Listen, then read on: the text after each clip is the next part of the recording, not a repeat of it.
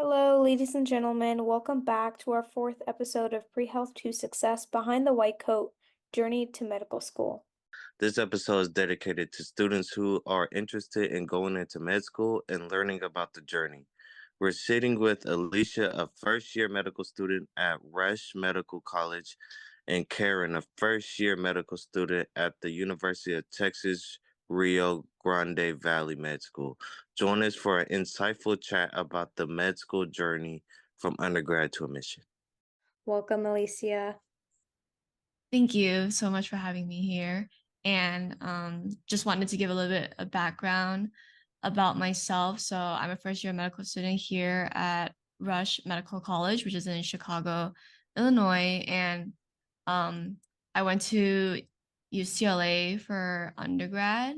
So like 4 years there. And then my major was in psychobiology. So I'm coming from SoCal and going into Chicago. Thank you. Thank you so much for introducing yourself and giving some background information. I'll be starting to ask some questions that I am really curious about you. So, what inspired you to pursue to go into the medical field? Like, why, where, and where did it start? Yeah, so it started at a pretty young age for me. So basically, I come from a first generation, like Southeast Asian background. And growing up in my family, there was a lot of healthcare disparities that I witnessed firsthand. So, for example, my grandfather had to deal with a lot of chronic illnesses over time. And it was during like my childhood years and my high school years, I just realized that the disparities in healthcare, especially prevalent in communities like my own where it's like we didn't have enough health literacy to know better about what to do.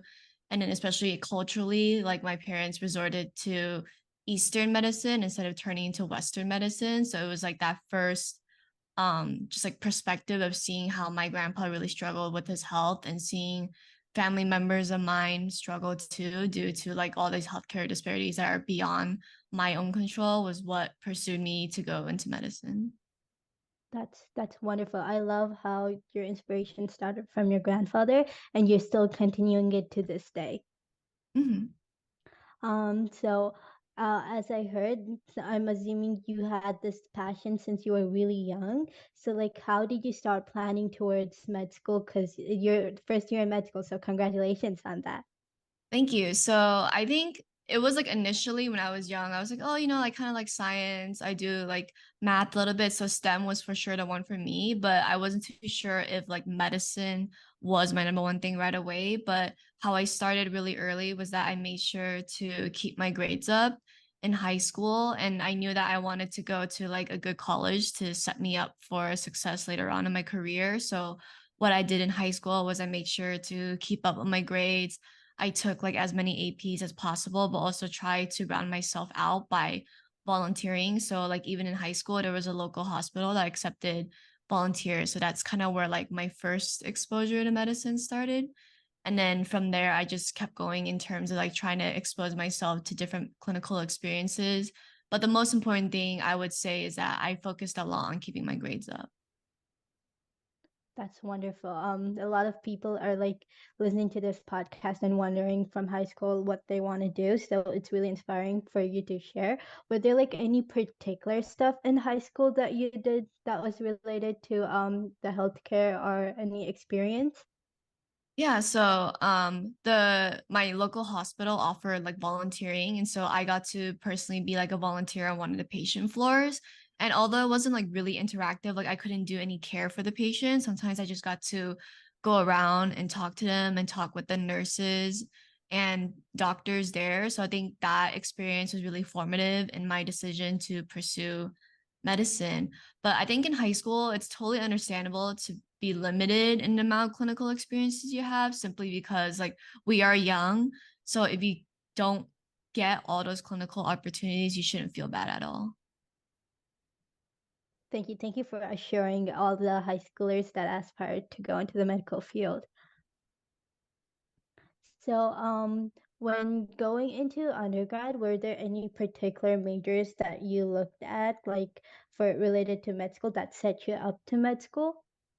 Yeah, so the great thing about UCLA is that there was like a whole bunch of different majors that we could choose from. Initially, I went in being a human biology and society major. And the reason why I applied with this major into UCLA was that I thought it was interesting to see the intersection of humanities and biology together. However, I think I saw like there was another major that I eventually took on at the end, which is called psychobiology. And this major for me is because I had an interest in psychology, but I didn't want it to be like too, I wanted it to also be intertwined with the neuroscience too. So that major for me was really formative in terms of kind of figuring out what I wanted to do in the future as a doctor. So like as you can imagine, like psychiatry is one of my interests. And I truly believe that that major that I took at UCLA had like a little bit of exposure for me for that. But the other majors at UCLA that a lot of other pre-meds took were like biochemistry, physiological sciences, and then just biology in general. That's wonderful. I love how you have different interests in different categories of the same science and the same field, but it's still a diverse community of subjects. But Mhm. coming to that, our audience is both like international, so there's a majority from Canada and USA. Do you have any tips for high schoolers that look forward to going into medical school? Yeah, so from what I heard, I think it's really difficult for Canadian medical schools, and a lot of them tend to apply into the US, especially like osteopathic medicine schools. And I think the most important factor that everyone's going to tell you for applying into medical schools is your GPA. That is like first and foremost the thing that you should put emphasis on, because when you take gap years later on after you graduate, you can always make up your extracurriculars there. So one of the things that I would highly suggest for pre-meds to consider is creating a schedule that really emphasizes your school grades, but also lets you dive deep into a little bit of your passions outside of school. And so for those who are applying to medical school here in the US or in Canada, I think it's really important for you to really figure out what you like to do. So by the time you start applying and writing your application, you have a really solid idea of like why you want to go into medicine. And I believe that intention or that knowledge about why you want to pursue this career can take you to many avenues of success in the cycle. Thank you. Thank you for sharing this advice. On to that, Mahal, do you want to take over? Yeah. So one of my questions are, what are some extracurricular activities that you did during undergrad? Like volunteer opportunities or any clubs that you were a part of, in your undergrad? Yeah, so I think one of the things too that like medical school is really like, and just in general, that's good for you is to participate in longitudinal activities, meaning like quality over quantity. They always say that, and it's like Mm. true. So one of the things that I did in undergrad was I was a part of this club called Asian Pacific Health Corps. So it's basically like a volunteer health fair club for Asian Americans at UCLA. And then basically what we got to do was set up health fairs all around the Los Angeles area and go out and support the communities there, do like free blood pressure screenings or free BMI screenings. And that was really formative in, again, my decision to pursue medicine. Outside of that club, I also did a few advocacy clubs. So I was part of another group that did healthcare advocacy for marginalized populations who couldn't afford care. So what we did was that we reached out to patients who were struggling to find resources and we connected them to free ones. And we also had a blog and just wrote about those health inequities and spread word around the school. And then on the side of that, I also did some mentorship for research. And I also did like 3.5 years of research in undergrad. Oh wow, that's amazing. And I definitely have heard of the Asian Pacific Health Corp program at UCLA. Um, Mm-hmm.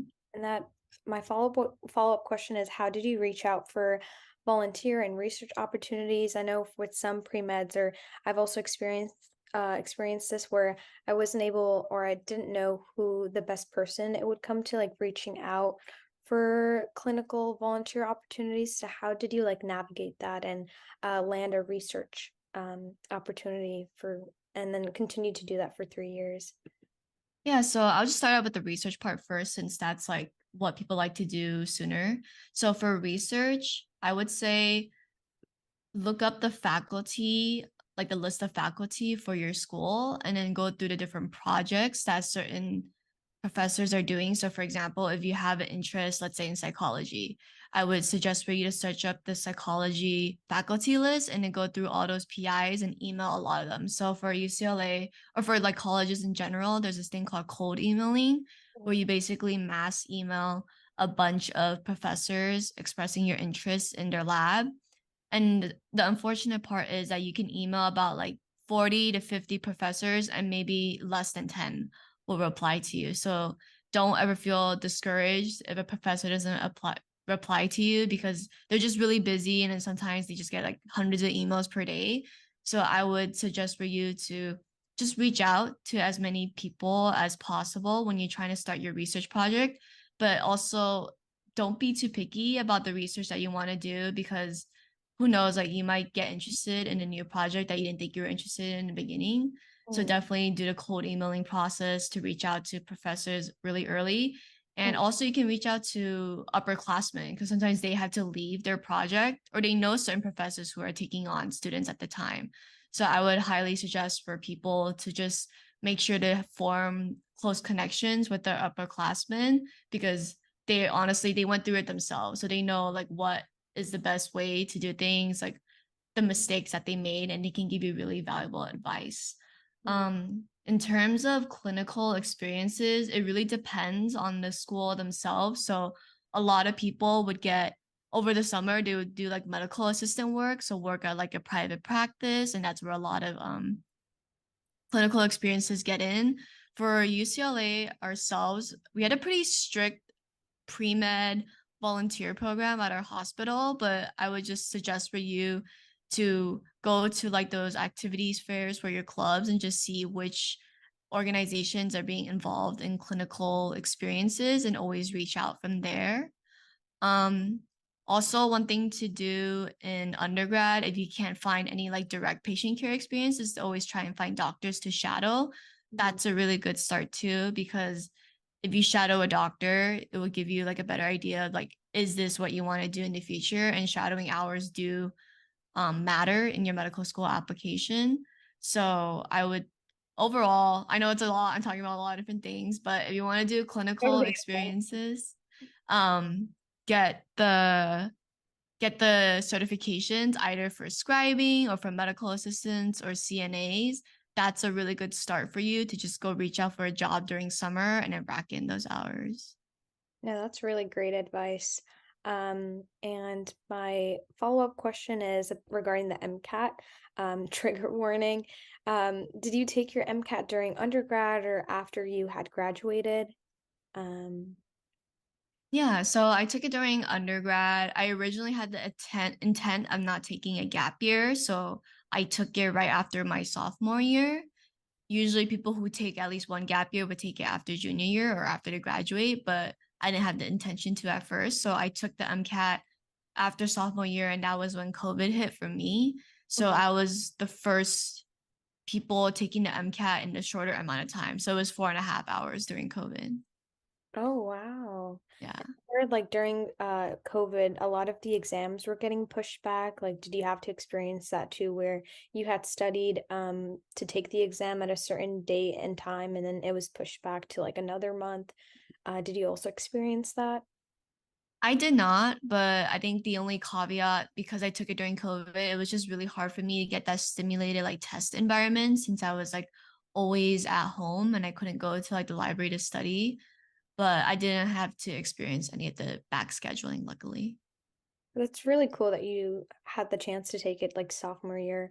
I've heard like Mhm. a lot of people take it during their junior year. So did you finish all your prereqs your freshman and sophomore year? I finished the majority of them Okay. during freshman and sophomore year, so I had all the content like in my hand Okay. before taking the MCAT. But I think looking back at it, I would probably suggest for people to take it after junior year, because I Mhm. feel like we're just not mature enough by the end of sophomore year. And by the time you reach your third year of undergrad, you have a better idea of yourself and how you study, and you could probably dedicate like more time for the MCAT after. Yeah. And do you have any tips for the MCAT and for students that are taking it right now in undergrad or um, thinking of taking it sophomore or junior year of their college? Yeah, my biggest tip would be to not focus too much on content review. That's like a big mistake that a lot of people make, that we just need to review everything that we've ever learned.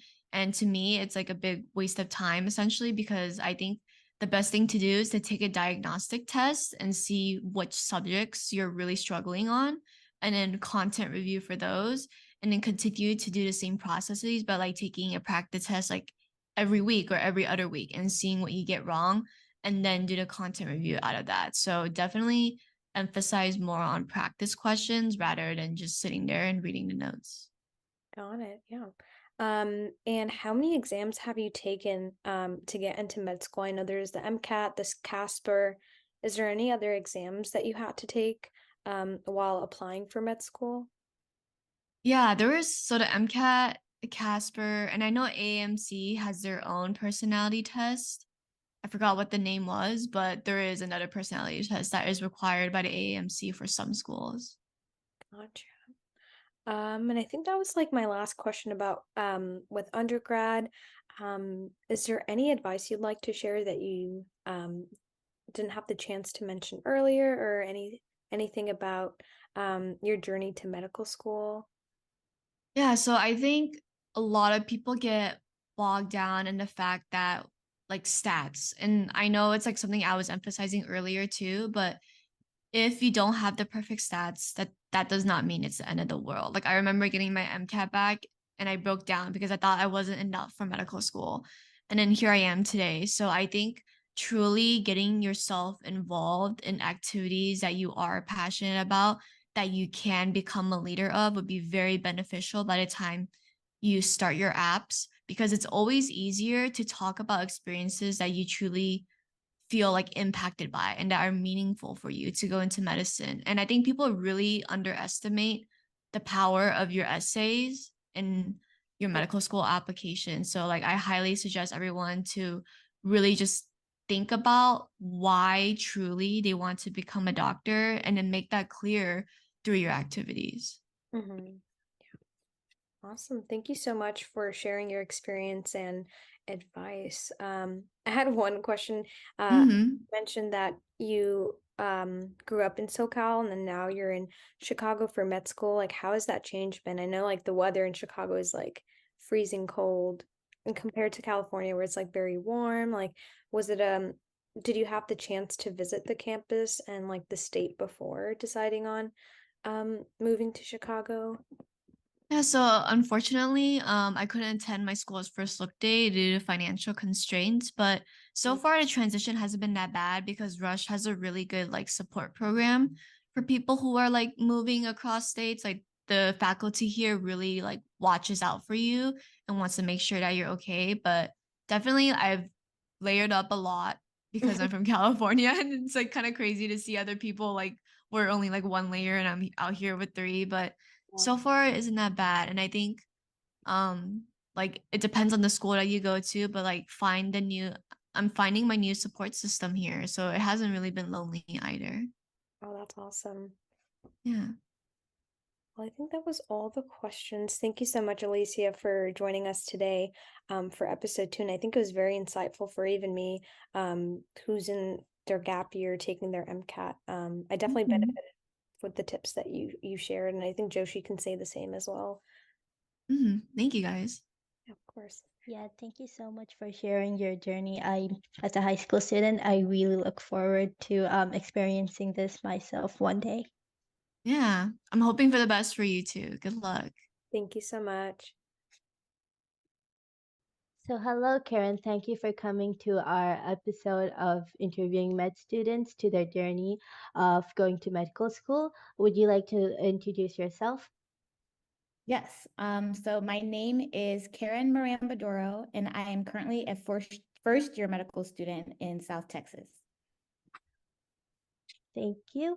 So I want to start about what like inspired you to go to the medical field? Like how, like where did the interest start?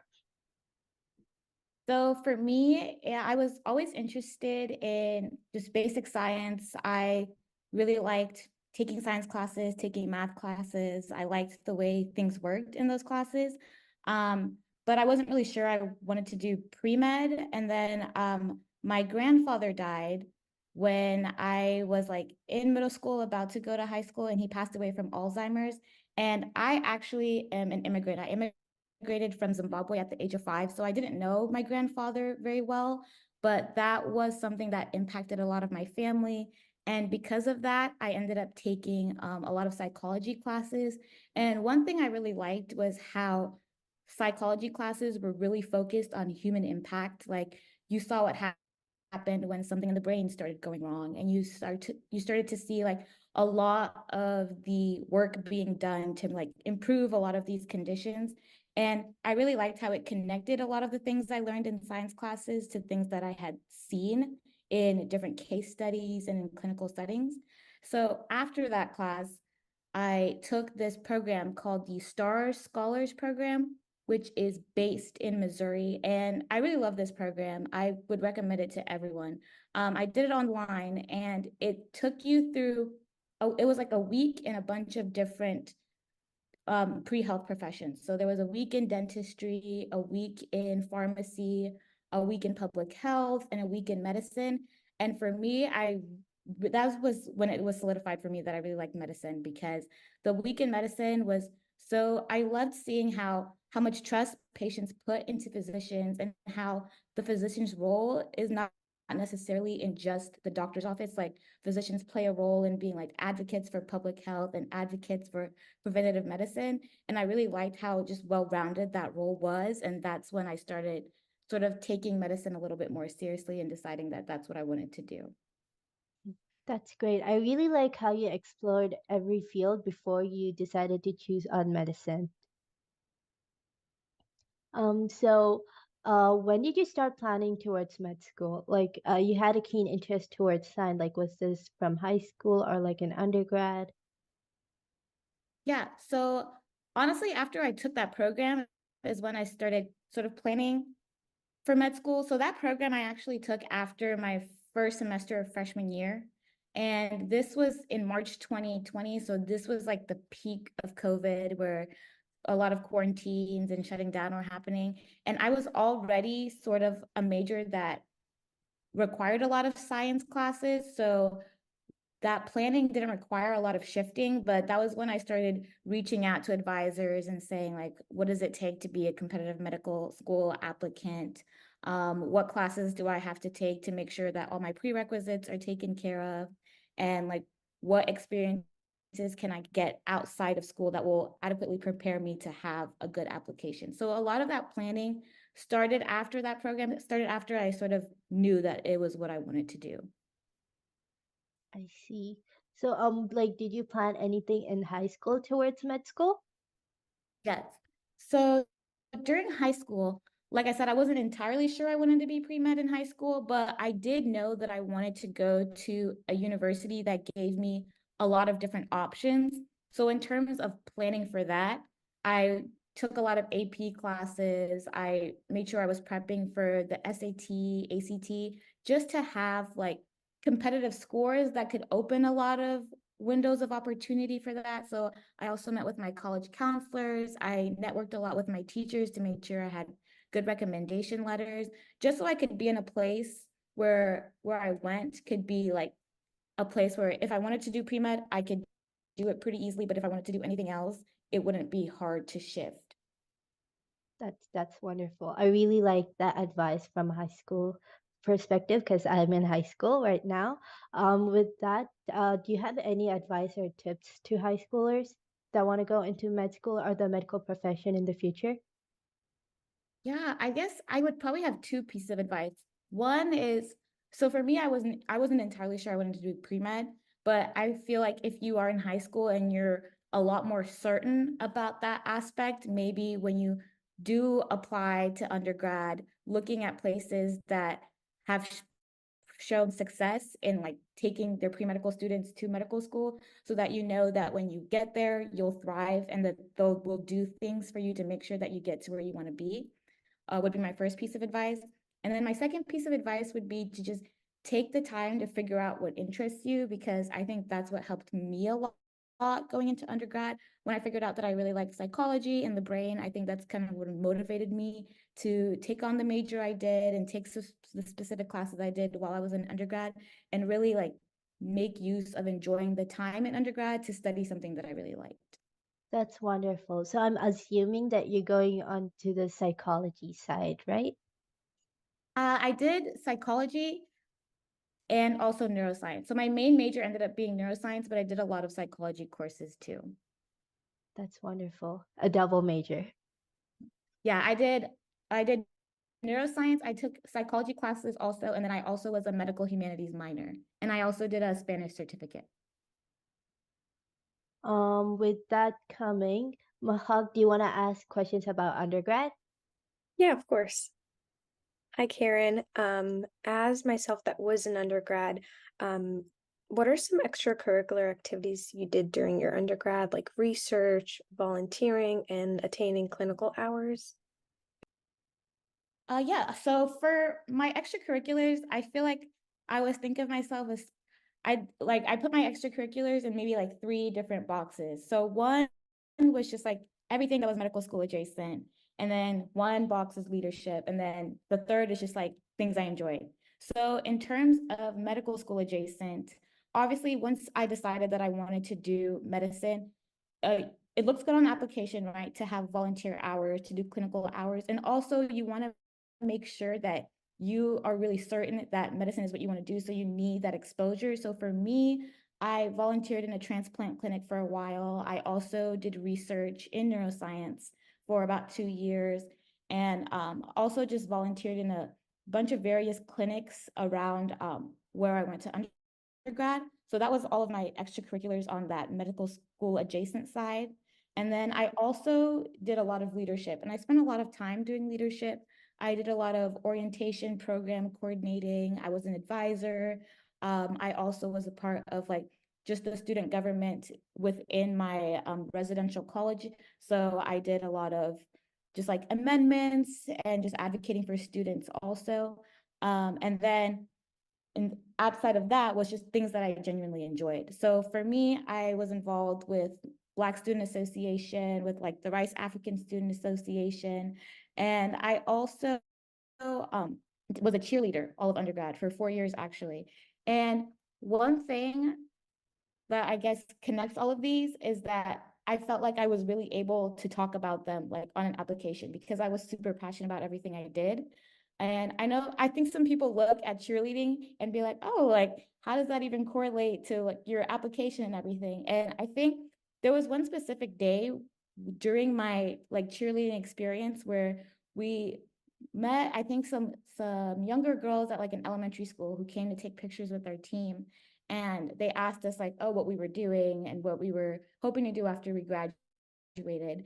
And my team consisted of a lot of engineers and pre-medical students, and I think once we said that, it was sort of like shifted something for them, where it was like, oh, I can do something that I like and enjoy and find fun, and also be able to like double down, get my degree, and go to medical school. So that's something I found really inspiring, and I'm really glad that I was able to stick with cheerleading, because it was something I liked and something I could talk about and can continue to talk about.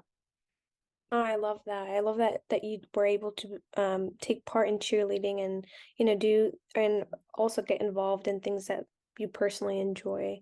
Um, my follow-up question is, do you have any advice for either undergrad students that are trying to find volunteer slash clinical experiences? Like, do you recommend that they reach out to the different hospitals or reach out to advisors on campuses? I know it could be difficult to find like certain opportunities and things like that. Yeah, absolutely. I especially think like as an undergrad, it can also be a little bit intimidating, also if it's not something that you've ever done. For me, so I ended up doing one solid research opportunity that I did for 2 years, and it did end up resulting in a publication. Um, I really, really love this lab, and the volunteer experience I did with the transport clinic, I also really, really loved. And the way I got into those was just joining and really engaging with my pre-med society, pre-med society. And I feel like a lot of undergrad institutions have those pre-med societies where it's consisted of a bunch of upperclassmen. For me, they would send out a listserv, I think almost every 2 weeks, with volunteer opportunities and research opportunities that were nearby that you could reach out to. And I think that also really helped because you're getting these opportunities from people that have engaged with them before. So you can also talk to someone who's done it and be like, oh, is this something that you think I would like? And see if it aligns with your interests. Because honestly, you'll get the most out of your research or volunteer opportunity if you genuinely enjoy it. And then for volunteering opportunities, also through that listserv. And for me, I wanted to do research that aligned with my major. So I was primarily a neuroscience major. That was where most of my interests lied, but there wasn't a lot of that research that was readily available in listservs. So what I ended up doing was reaching out to my major advisor, and he had a lot of different contacts. And I just ended up cold emailing a bunch of them and just being like, I was referred to you by my major advisor. And I think having that connection and that in that direct contact email helped to sort of solidify the lab that I ended up going into. And I still have that connection to today, even as a first year medical student.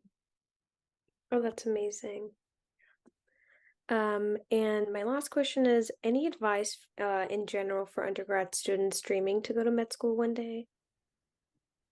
Yes, I think, well, one, for high school, for undergrad, at any point, just take your academics seriously, because I mean, it's funny because like being a medical student, like taking this route, it's just going from one school to another pretty much until you like get your degree. So just make sure that you're keeping up with that, taking it seriously, um, to make sure that you can be a competitive applicant for all the different schools that you'll apply to is one piece of advice. Another piece of advice is really connecting with teachers and professors, because recommendation letters also go a really, really long way. I think a lot of people know that like you should have like a certain amount of extracurriculars, you should be passionate about your extracurriculars, get your grades, do well on like different examinations to get into schools, but a recommendation letter can also go a long way. And one thing I think I benefited from was the people that I asked to write recommendation letters for me were people that I had not only an academic connection with, but a personal connection as well. Because if someone can write to your integrity, your compassion, as well as how you perform academically, I think that elevates a recommendation letter so much more and can like open a window for you. Like if there's two applications side by side that are equally competitive, that rec letter is going to push it up. So that's something I would really emphasize. Connect with your professors, make sure they know who you are. And then one last piece of advice would be to not be afraid to ask for help and to be flexible. I think for me, I'm like the oldest sibling in my family. So I'm the first one who has like pursued medical school and is in medical school right now. And I think it can be a little bit overwhelming sort of doing that first and sort of like leading the way. And I think one thing for me, as I have found a lot of benefit in having really, really good mentors, but it's also on you to seek out those mentors and ask for help to make it not feel as overwhelming. Because I feel like the medical school, the pre-med community is a really helpful one and collaborative one if you find the opportunity to make it that for you. Hello again. My name is Malik. Again, so I was just gonna start asking you questions regarding the MCAT. So first question I would like to ask: did you take your MCAT during MGrad or after? So yeah, for me, I took the MCAT at the near the end of my undergrad. I took it March of my junior year. And then to follow up with that question, do you have any tips for the MCAT?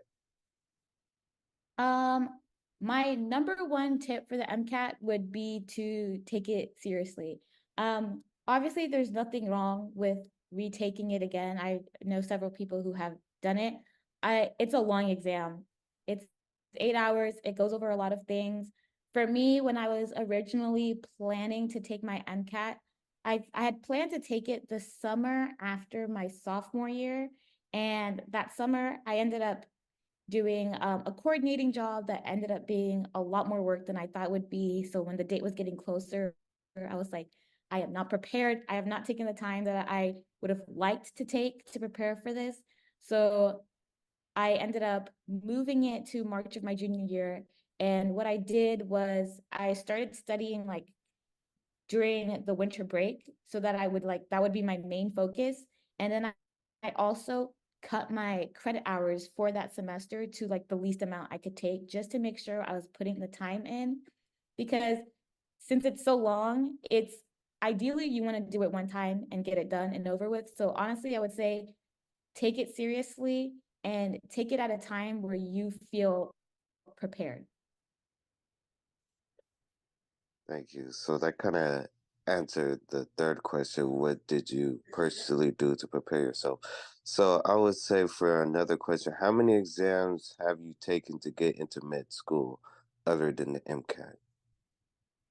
So another exam that I took was Casper, and that is it assesses like situational judgment. So how it's put in place is there's a bunch of different situations and they ask you how you would respond to them and how you would deal with them. And it's sort of evaluating your personal values and also just interpersonal skills, which I think is very important.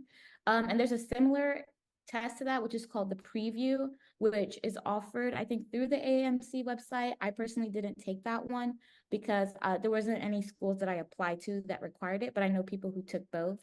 So that's also something to consider when you're applying. For me, a big bulk of my schools that I applied to ended up requiring the Casper, which is why I went ahead and did it.